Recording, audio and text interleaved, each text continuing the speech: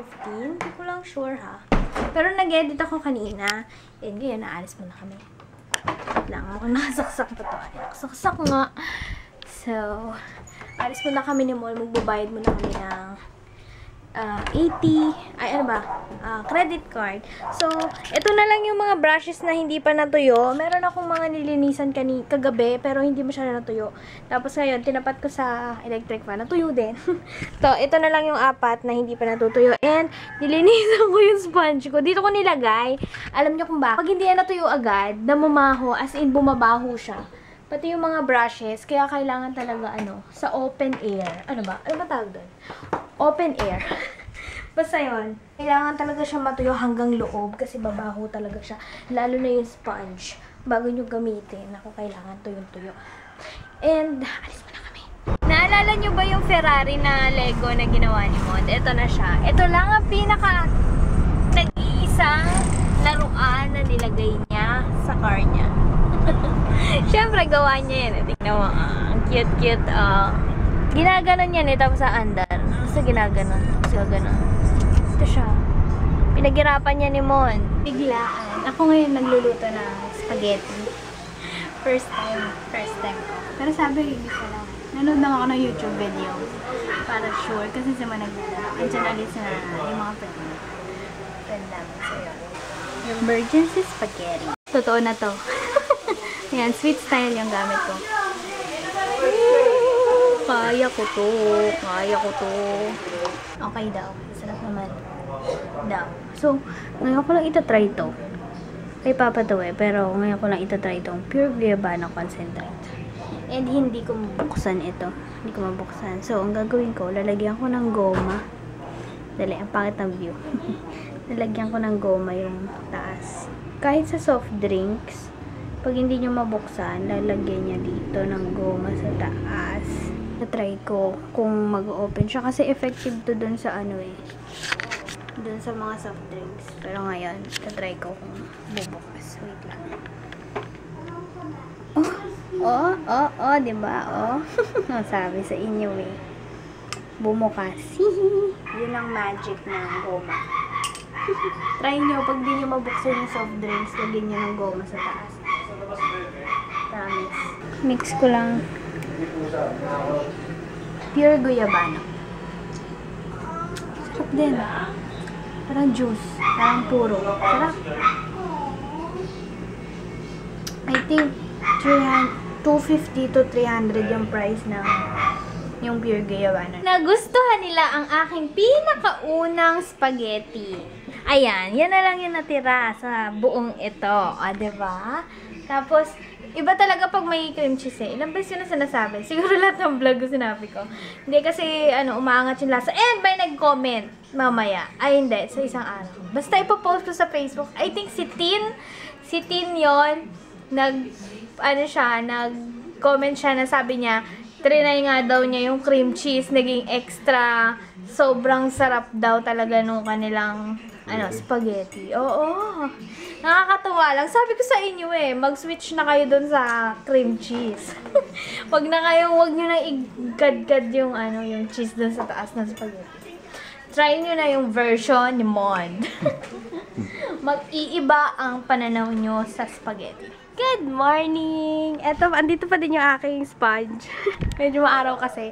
Medyo tuyo na pero gusto ko hanggang dulo talaga. Kasi yung last time talaga bumaho yung sponge ko. So, yan. Nag-edit na. Ga-upload na ako. Dapat pa yun January 1. Pero, medyo naging busy at naging pagod. May nanonood kami ng The Penguins. Ganun lang pala yung spaghetti yung kahapon. Ganun lang pala kadali. Siguro, sinasabi ko hindi ako marunong kasi hindi ko tinatry. Gano'n naman Pag sinasabi mo, hindi ako marunong magluto. Ibig sabihin, hindi mo tinatry. Ayun na yung mga penguins. The penguins! Alam niyo yung penguins sa Madagascar, yun yung story ng 4 na penguins. And, una pa lang, sobrang nakakatawa na. Ewan ko, nakaka-umpisa pangalan pala. Pero tawa na kami ng tawa. May pinagawa sa akin si Mon na video. Yung video niya na nag-basketball. Yun, natapos ko na. Tapos may message ko siya. Kasi may dumaang taho. Tapos sabi ko, sabi niya, thank you, mahal. Sabi ko, taho, please. Ayun, bumibili ng taho. Yung next movie na pinapanood, yung The Horrible Bosses. Comedy din, pero hindi ko masubaybayan kasi nagluto ako. Nung una natutuwa ako tapos nung naging busy na nakalimutan ko na, hindi na ako nanonood. Here's my taho! Ang laki. Thank you, Mamoy. I love you. Bago ako maligo, magkukulay muna ako ng buhok. Ito yung nabili ko kahapon. Colors in caramel brown. Magkano ba ito? 250 ang alam ko, 252 Mas mura sa L'Oreal. Pero hindi pa ako, ewan ko kung nakatain ako ng ganito. So yan, yun muna gagawin ko para ma-touch up naman tong dulo. Kasi ang layo na Gusto ko sana magpa-highlights pero yun, mas wiser. Yun na lang muna. Mag-DIY na lang ako. Ready na yung cape ko. Yung aking kapa. Woohoo! Hi guys! So, ito na yung aking bagong hair color. Kita ba? Papaarawan ko para makita yan. So, yan. And, yan. May konting highlight pa pero hindi na ganun ka. Basta nag-iba na yung color niya. Naging caramel brown. Hindi ganito yung ina-expect kong pagka-brown. Medyo parang naging, ano siya, red na may brown. Parang reddish brown, ganun. Akala ko pa medyo flat brown kasi yung gusto ko. Ayun, ganito na yung kinalabasan. Tapos buti na lang, bagay yung eyebrow pencil na itong double eye pencil na, ewan ko anong tatak nito. Chinese Chinese pa Japanese? China. So, ayan, itong brown niya, bagay siya. Itong eyebrows ko, yan. Bagay siya dun sa hair color. Ayun, natuwa lang ako. Mas na-appreciate ko yung hair color ko nung nag-makeup na ako. Kasi nung para akong, kakalabas ko lang sa CR. Medyo hindi pa ako nag-aayos. Parang sabi kong pangit naman, para akong nangitim. Sabi, ayun. Pero ngayon okay na, masaya na ako. Kailangan ko lang pala mag-ayos. Baka magtanong kayo kung aalis ako. Hindi ko alam. Nag-ayos lang ako in case aalis. Pero hindi ko talaga alam kung aalis. About nga pala dun sa colors na pinangkulay ko sa buhok, medyo masakit siya sa mata, as in, para siyang may mint na spicy na parang sa gamot. Di ko alam, pero masakit siya sa mata. Although hindi siya tumatalsik sa mata ko, pero yung, basta parang may burning sensation dun sa eyes ko nung ina-apply ko siya dun sa aking hair. Ayun. Tapos nung nabandawan ko na parang medyo sumasakit yung ulo ko. Hindi ko alam, baka medyo matapang yung gamot ng colors. Pero, yeah, yun yung aking experience about dun. Kasi dun sa L'Oreal, hindi naman nag-burn yung aking eyes. Walang burning sensation. Ayun, yun lang yung napansin ko. Pero yung pagkakakulay dun sa hair ko masyadong, matapang. Parang may power. Hindi ko ma-explain. Mas magaling siya magkulay pagdating dun sa hair. Kasi parang kitang-kita yung effect, yung hirap. Parang kitang-kita yung gusto mong result. Ayun. Kitang-kita yung result. Ayun. Kasi pag sa L'Oreal parang medyo parang nag-a-adjust pa sa hair mo. Pero yun lang yung napansin ko. Na-share ko lang. Guys, food hunting kami. Hindi namin alam kung saan kami pupunta. Pero parang sa Zarks, BF, sa Las Piñas, Parañaque. BF Parañaque. Nandito na kami guys sa Zarks, BF Parañaque. Tapos, pagdating namin dito, naubusan daw sila ng bread dun sa burger. Kaya waiting lang. Hindi alam kung kailan pa kung kailan makakadating. Taklat, may sigaw ko sa Ayun o, Zarks. Hawak na ni Joy. First time niya. Yeah! Ano ordering? Jawbreaker? Kalaban ko. Medyo nahirapan kami hanapin tong lugar kasi first time namin. Ayun ba yun? Guess what? Kung kanina nandun kami sa BF na Zarks, ngayon nandito kami sa top na branch ng Zarks. Kasi doon, di ba wala ng tinapay, buns ng ayoko. Hindi ko alam ito lang. Ito na yung aming order. Hi, Joy! Wow! Masayang bata. Zarks Ultimate lang akin ulit. Sa kanila, Jawbreaker. Pareho sila. Chicks and fries. Tapos, masarap tong dip nila. Sobra?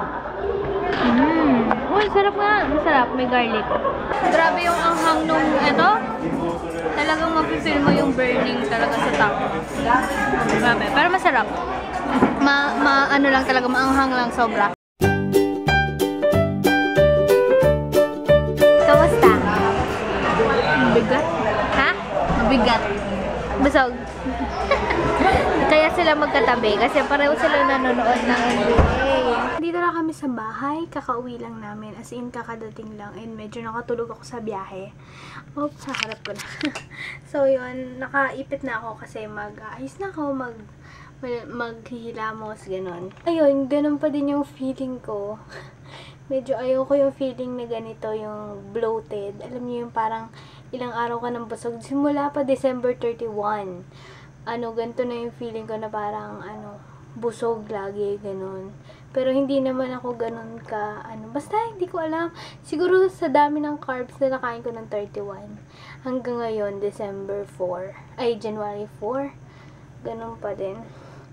Tapos nadagdagan pa ng Zarx. Pero hindi. Yung sa Zarx, parang plano na kasi yun noon. Kaya, okay lang yan. Pero yung sa December 31 pa, na, basta parang feeling ko bloated ako. Parang ganun. Dinadamihan ko na ngayon tubig eh. So, yun lang. And sana nag-enjoy kayo sa vlog na to. Ang plano ko every 2 days.